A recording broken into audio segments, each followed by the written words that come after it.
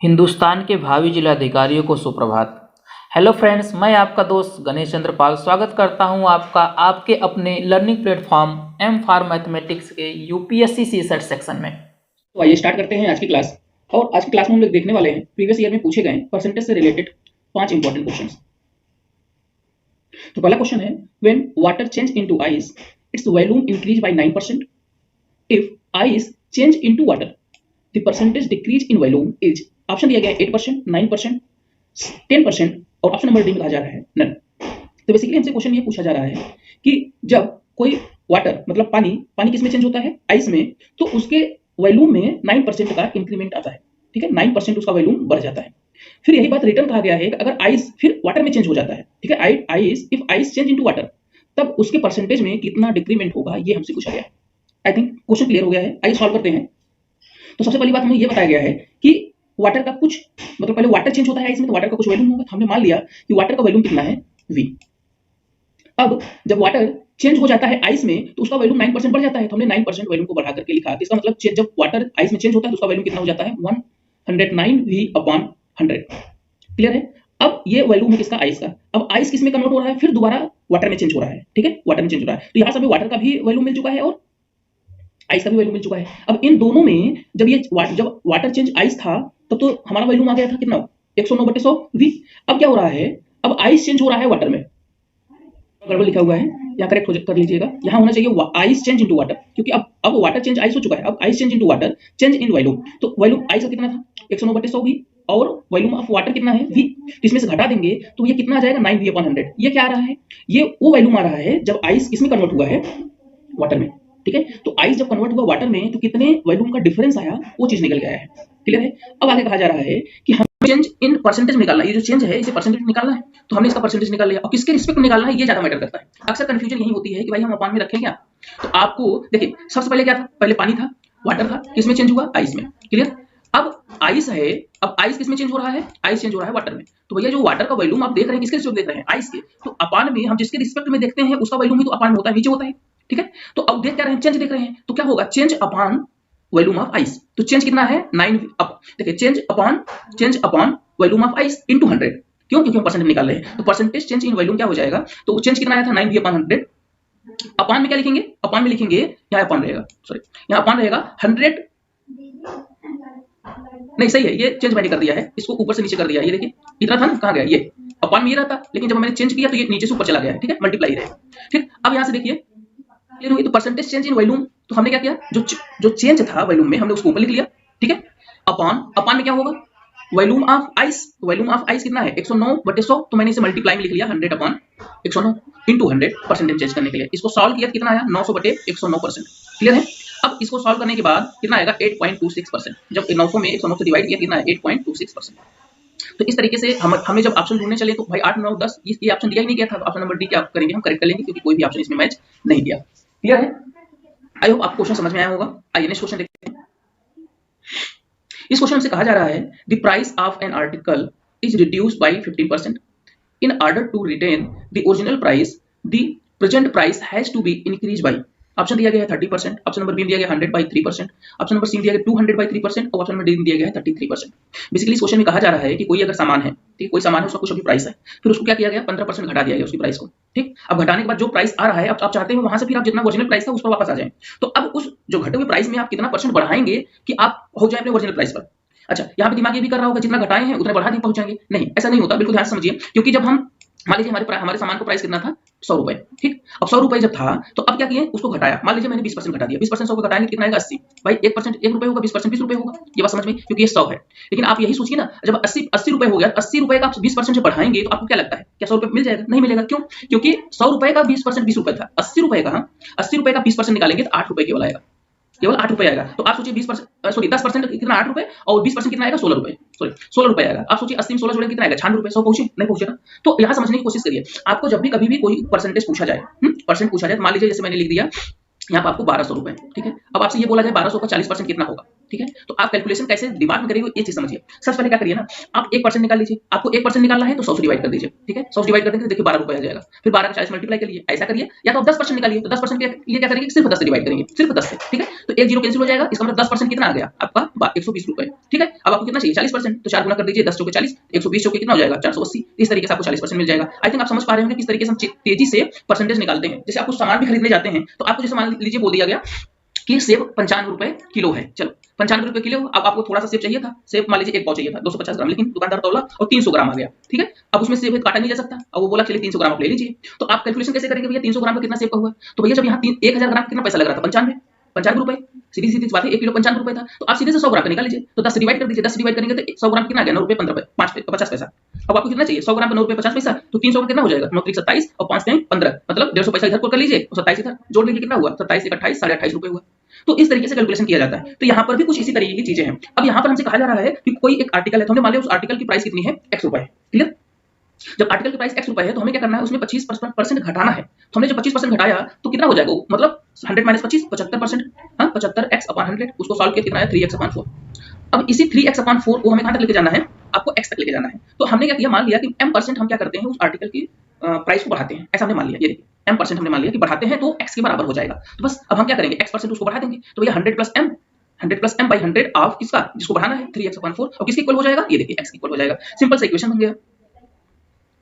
इसे सॉल्व कर लेंगे, सॉल्व करेंगे देखिए यहाँ से x कैंसिल हो गया, उसे ट्रांसफर किया इधर 4/3 हो गया। ये 100 है, 100 को इधर भेज दिया, मल्टीप्लाई 4/3 हो गया। फिर 100 को इधर भेजा, घटा दिया, कितना आ गया 100/3। m की वैल्यू आई है, तो m की वैल्यू कितनी है 100/3। 100/3 का मतलब समझ रहे हैं, ये 33.33% है। क्लियर है, तो इसका मतलब है देखिए आपने क्या किया था, सिर्फ और सिर्फ कितना रिड्यूस किया था 15%, कितना रिड्यूस किया था, सॉरी यहाँ गड़बड़ हो गया है, यहाँ 15% नहीं 25% कर लीजिए। ठीक है, 25%। ठीक है, तो आपको कितना किया गया था 25% घटाने के लिए सीधा सीधा बोला गया था। तो इस तरीके से हमारा 100/3% आ गया।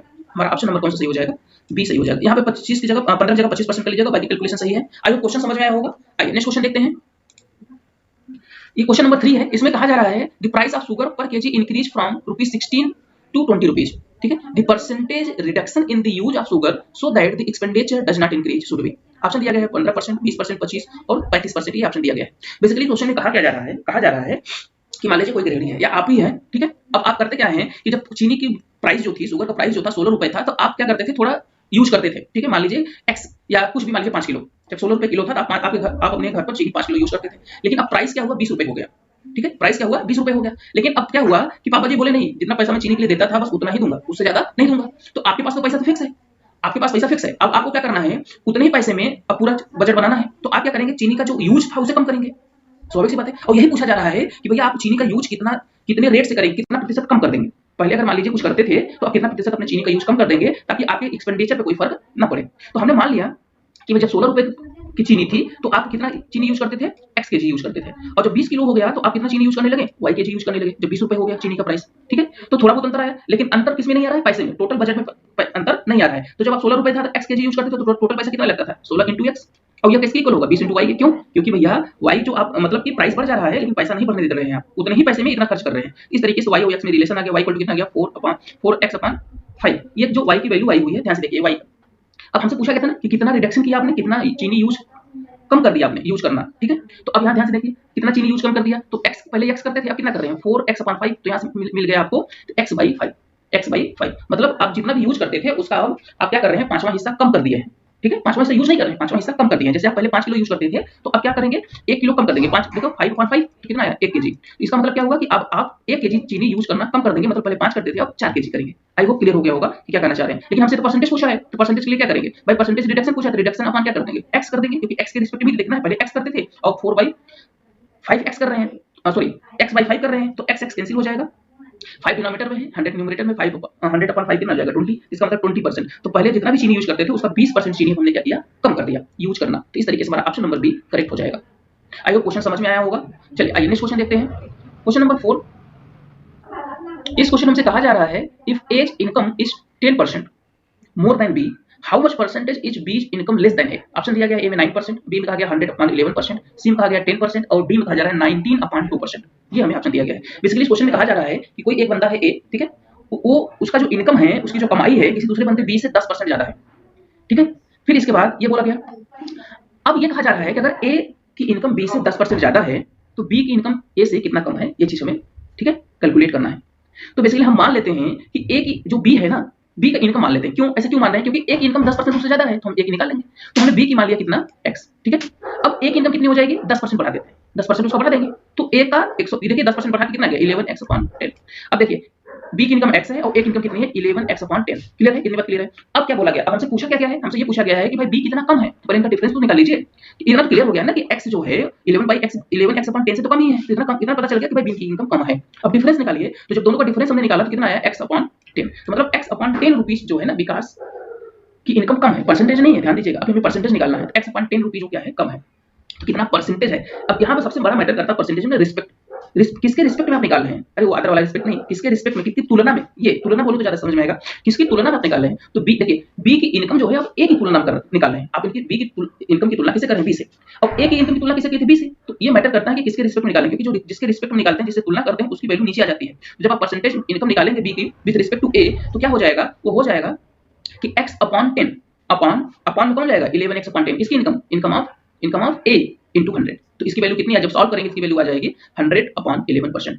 तो इस तरीके से हम अगर देखें तो जो ए की इनकम है बी से ज्यादा कितनी है, 10%, लेकिन बी की इनकम जो है वो ए से कितना कम है, ए से कितना कम है, 100/11। मतलब अगर हम डिवाइड करें तो ये 9 समथिंग जाएगा, 9 होल 1/11, मतलब 9 पॉइंट समथिंग। तो मतलब बी उतना कम है ए से।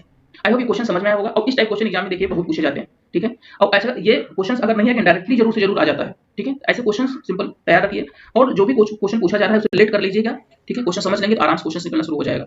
चलिए आगे नेक्स्ट क्वेश्चन देखते हैं, आज की वीडियो का लास्ट और 5वां क्वेश्चन। ये बहुत अच्छा क्वेश्चन है, बिल्कुल ध्यान से देखिएगा। इसमें क्वेश्चन हमसे कहा जा रहा है कि a man ordered A length of rope bye telephone from his nearest hardware shop, but when a worker in the shop bought the rope, he found that the man on the telephone he retained the order by interchanging feet and inches. As a result of this, the length of rope received from only 30% of the length he has ordered. The length of the rope which the man ordered was between, option दिया गया है 6 to 7.5 feet, option number B में दिया गया 7.5 to 9 feet, option number C में दिया गया 9 to 10.5 feet, option number D में दिया गया 10.5 to 12 फीट। क्वेश्चन को ध्यान से समझते हैं। बेसिकली इस क्वेश्चन में कहा जा रहा है, एक आदमी है, वो क्या करता है, अपने पास वाली हार्डवेयर की दुकान पर कुछ रस्सी खरीदने के लिए ऑर्डर करता है।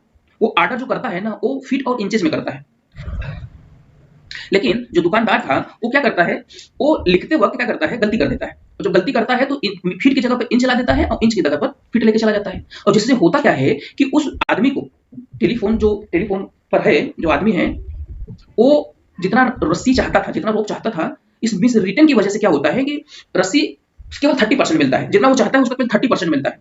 तो हमसे ये पूछा गया कि उस आदमी ने कितना ऑर्डर किया था, ये हमारा क्वेश्चन है। क्लियर है? तो चलिए सॉल्व करते हैं, सॉल्व करके पता लगाते हैं। हमने मान लिया भैया वो जो आदमी था जिसने ऑर्डर किया था वो x फीट और y इंच रोप ऑर्डर किया था। इतनी बात समझ में? और आपको अच्छे से पता है कि 1 फीट में 12 इंच होता है। क्लियर है? 1 फीट में 12 इंच होता है, इसको भी ध्यान में रखना है क्योंकि बहुत इंपॉर्टेंट है। अब जब हमने मान लिया कि उस आदमी ने x फीट और y इंच क्या किया, ऑर्डर किया है, x फीट और y इंच क्या किया है, ऑर्डर किया है, तो टोटल लेंथ कितनी हो जाएगी, कितना ऑर्डर किया है भाई, x प्लस y। तो x feet plus y inch, या अब फीट को हमने किसमें बदल दिया, इंच में, कितना हो जाएगा, 12x इंच हो जाएगा प्लस y इंच हो जाएगा। अब दोनों इंच में हो गए तो हमसे क्या ले सकते हैं, 12x प्लस y। क्लियर है? ये दोनों इंच हो गए। अभी देखिए यहाँ पर जो भी चीजें था, यहाँ पे प्लस करना भी सही नहीं था, यहाँ पे एंड लिख देते हैं, ठीक है। अब इंचेज में हो गए एंड, अब इसे हम प्लस करेंगे, ठीक है, क्योंकि अलग अलग चीजें ऐड नहीं हो सकती ना, यूनिट अलग अलग प्लस नहीं हो सकता, ठीक है। मैं समझाने के लिए लिखा था, लेकिन यहाँ पर बोल के समझा दे रहा हूँ, तो इसे प्लस प्लस आप मत करिएगा, ठीक है। अब यहाँ पे ये प्लस ये सही है क्योंकि दोनों इंचेज में, ये देखिए 12 इंच और ये 12x inch y inch. Clear है? तो यहाँ से इतना तो पता चल गया कि भैया जो x है ना वो 12 से ज्यादा नहीं हो सकता है। क्लियर है? ये जो x है ये 12 से ज्यादा नहीं हो सकता, क्योंकि 1 इंच फीट में कितना इंच होता है, 12 इंच होता है, ठीक। अब नेक्स्ट देखिए, मिस रिटन ऑर्डर जो उसने लिखा था, ऑर्डर को कैसे मिस रिटन किया था, तो वो क्या किया था, फीट की जगह इंच, इंच की जगह फीट, ठीक है। तो यहाँ पे फीट की जगह कितना था, x था, लेकिन उसने क्या लिखा, y फीट और x इंच। मैं फिर कहूंगा यहाँ एंड रहेगा, ठीक है। यहाँ फिर क्या हो गया, अब इसको बदल दिया हमने किसमें, इंच में, तो 12y inches and x inches. अब इन दोनों को जोड़ सकते हैं तो 12y प्लस x। और यहाँ से ये क्लियर हुआ कि y जो है वो कभी भी 12 से ज्यादा नहीं हो सकता। ये बात यहाँ से क्लियर होगी। अब जैसा कि क्वेश्चन हमसे बोला गया है कि भैया जो नया रस्सी मिल रहा है ना वो कितना है, केवल वो टोटल का जितना ऑर्डर किया गया था उसका 30% था। तो हमने कहा 30% of order length, 30% of order length equal to किसके होगा, मिस रिटन लेंथ के। मिस रिटर्न लेंथ की। तो ये देखिए हमने इसका 30% 0 0 कैंसिल कर दिया, 3/10 आया, 10 को इधर मल्टीप्लाई कर दिया। अब क्या हो गया, ये मल्टीप्लाई करने के बाद 30 अब इसे सॉल्व करिए, 30x + 3y = 120y प्लस कितना हो जाएगा 10x। अब यहाँ से देखिए क्या हो जाएगा, अब ये 30 इधर आके 10x माइनस कर देगा 26 हो जाएगा, और 3 जाके माइनस करेगा तो 17y, डिवाइड कर दिया, 13 से देखिए कैंसिल हो रहा है, 13 में 26 देखते हो, 13 में 117। क्लियर। अब यहाँ से देखिए 2 को हमने ट्रांसफर कर दिया, तो x और y का रेशियो कितना निकल के आया 9/2। x और y का रेशियो कितना आया 9/2। इससे अब देखिए यहाँ पे रेशियो आया, हमने मान के भी तो चला था कि भैया उसने x फीट और y इंच ऑर्डर किया है, लेकिन हमने एक कंडीशन ये भी देखा कि भैया x और y की वैल्यू जो है वो 12 से ज्यादा नहीं होनी चाहिए। तो यहाँ पे देख लीजिए x और y की वैल्यू 12 से ज्यादा नहीं है। क्लियर है। मान लीजिए इसका रेशियो कितना आ जाता 14/17, लेकिन आएगा नहीं क्योंकि क्वेश्चन इस तरीके से अरेंज किया गया है, लेकिन फिर भी अगर मान लीजिए 14/70 आ जाता तो हमारा ये आंसर न होता। अगर मान लीजिए इसके अलावा एक आंसर और आता 14/70, हम 14/70 को कभी भी अपने क्वेश्चन में कंसीडर ना करते। क्यों ना करते हैं इस चीज को समझ, क्योंकि हमारा x और y का वैल्यू कभी भी इससे ज्यादा नहीं हो सकता। किससे ज्यादा नहीं होता 12 से ज्यादा नहीं हो सकता। इतनी बात क्लियर है। अगर मान लीजिए यही रेशियो कम आ रहा होता, पॉइंट्स में आ रहे होते हैं, ठीक है, पॉइंट्स आते फिर भी कैंसिल आउट होकर कुछ ना कुछ नंबर आ ही जाता, तो ये 12 से ज्यादा नहीं हो सकता। ठीक है, 12 से ज्यादा नहीं हो सकता, इस चीज को ख्याल रखेंगे। क्लियर है। तो कितना रेशियो आ गया, मतलब फीट कितना आया 9 फीट आया, और इंच कितना आया 2 इंच आया। तो इस तरीके से जो रो ऑर्डर किया गया था, कितना किया गया था 9 feet and 2 inches, 9 feet and 2 inches. अब 9 फीट और 2 इंचेस की जो वैल्यू है वो किस ऑप्शन में दिया गया है, तो आप ध्यान से देखेंगे 9 to 10.5 फीट इसी के बीच में आ रहा है, 9 फीट 2 इंच किसके बीच में आ रहा है, ऑप्शन नंबर सी के बीच में आ रहा है। इस तरीके से हमारा ऑप्शन नंबर सी क्या हो जाएगा, करेक्ट हो जाएगा। तो ऑप्शन नंबर सी देखिए करेक्ट हो गया। आई होप जितने क्वेश्चन लिए गए थे ये सब के सब आपको समझ में आए होंगे और पसंद भी आए होंगे। क्वेश्चन सारे अच्छे लेवल के थे और इसी टाइप के क्वेश्चन पूछे भी जाते हैं। चैनल को सब्सक्राइब कर लीजिए और वीडियो को लाइक कर दीजिए। आज की क्लास में बस इतना ही। जय हिंद।